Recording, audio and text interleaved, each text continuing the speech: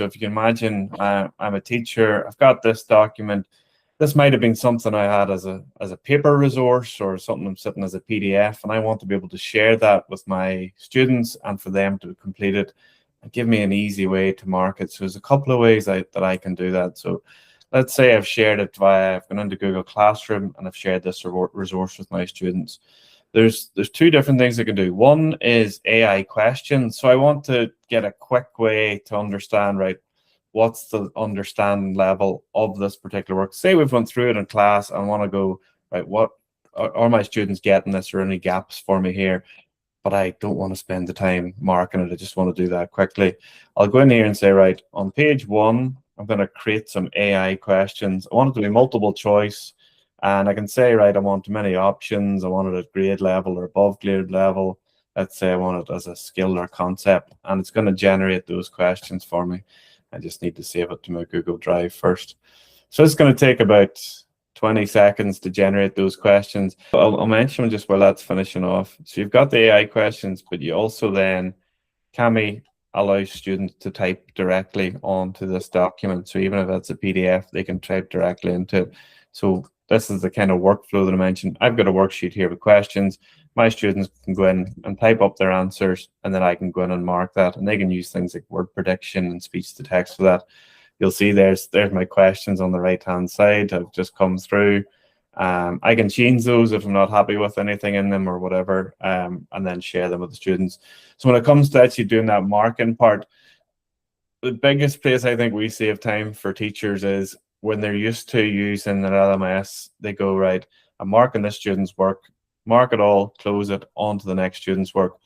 We cut that closing and open part of it out entirely with the thing called Class View.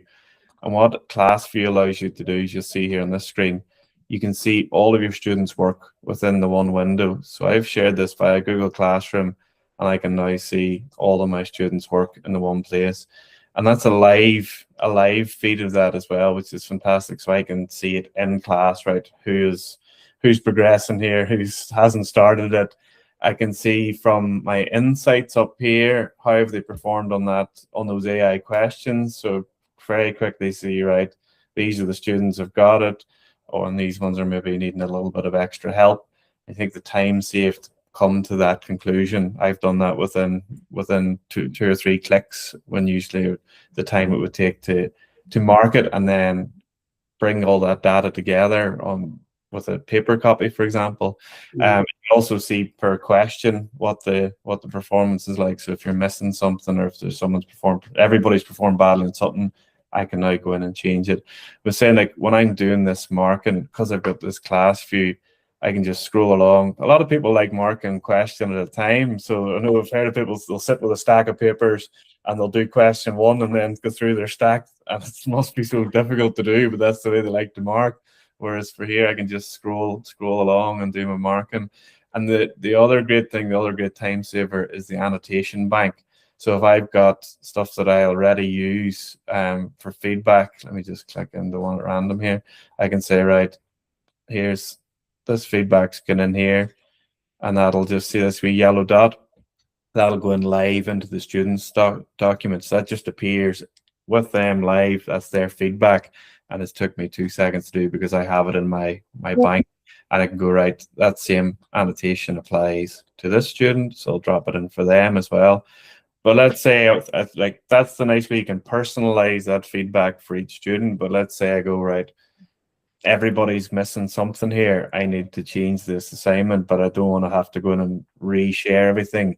You don't have to. You just click switch to edit assignment. What I can do then is go in and make a change in the document, and then that appears live in the document for the students. So I don't have to reshare anything. It's just done for me. So big thing, AI questions, getting a quick snapshot of how the students have taken on the information that I've given them.